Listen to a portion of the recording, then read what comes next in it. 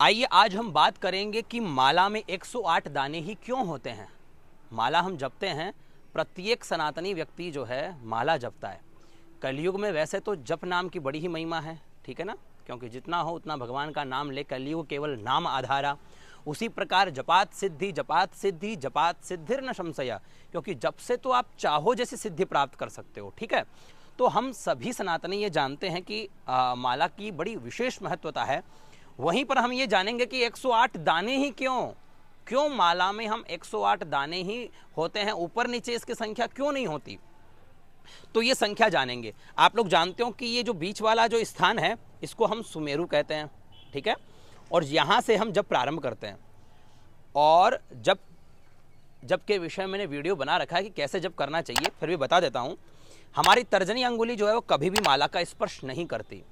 ये मध्यमा जो अनामिका अंगुली है उसके ऊपर ये माला रखी हुई रहती है, और अनामिका मध्यमा और अंगुष्ठ इससे इसके जो दाने हैं वो पीछे होते जाते हैं। जैसे हमने एक भगवान का जिस भी मंत्र का हम जप कर रहे हैं उस मंत्र का जाप करेंगे और एक मनिया पीछे करेंगे, ठीक उसी प्रकार वापस एक मंत्र का जाप और फिर एक मनिया, ऐसे संख्या गिनते जाते हैं, मंत्र बोलते जाते हैं और एक एक मनिया को पीछे करते जाते हैं। ये अंगुली जो रहती है ये कभी भी माला का स्पर्श नहीं करती, केवल इन 3 पे काम होता है, बीच वाले 3 पे, ठीक है।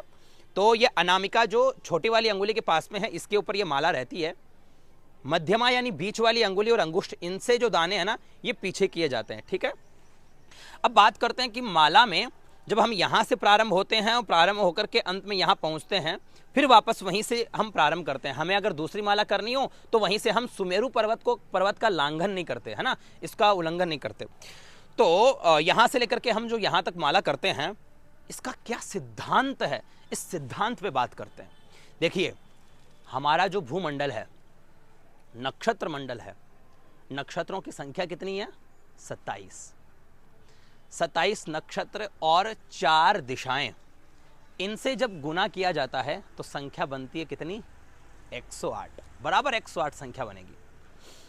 प्रथम यह सिद्धांत ग्रहण किया गया कुछ आचार्यों के मत के अनुसार, वहीं कुछ हमारे ऋषि मुनि और उनके परंपरा के उनके सिद्धांतों के अनुसार जो 27 नक्षत्र है उनमें प्रत्येक नक्षत्र के 4 चरण हैं, ठीक है।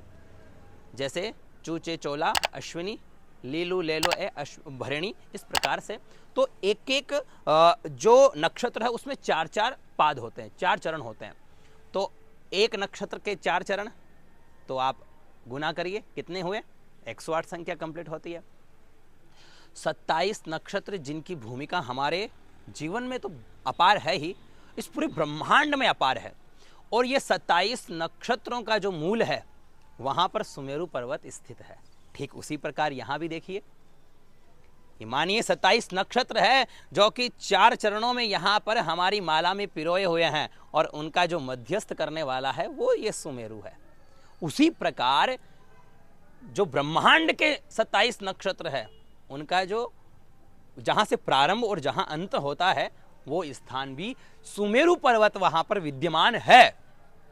तो ये ब्रह्मांड का भी और ये ब्रह्मांड हमारे हाथों में भी, ठीक है। तो ये प्रभाव दिखाता है माला का। जब हम माला जब करते हैं तो पूरे ब्रह्मांड जो है, हम उस पूरे ब्रह्मांड को हाथों में लेकर के, अब ये इसका सिद्धांत समझिएगा।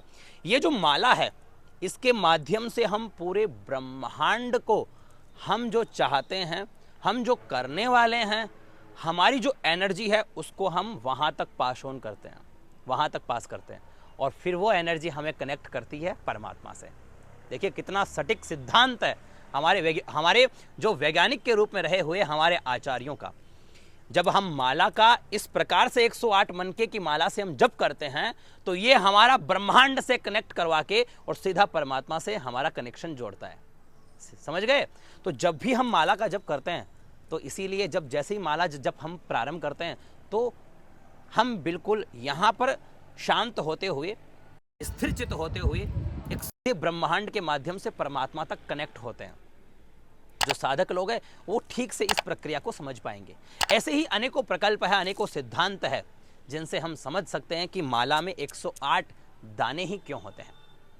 फिर तुलसी की, रुद्राक्ष की, है ना, इन इन मालाओं की एक अपार ही महिमा है, क्योंकि इनमें वो एनर्जी इतनी दिव्य होती है जो परमात्मा से हमें सहज ही जोड़ देती है। तो आशा है ये जानकारी आप सभी को बड़ी अच्छी लगी होगी, और आप क्या जानना चाहते हो, जो भी आपके मन में संशय हो, शंका हो, आप मुझे मैसेज करिए और मैं वीडियो के माध्यम से आप तक पहुंचाने का जरूर प्रयास करूंगा। नमो नमः।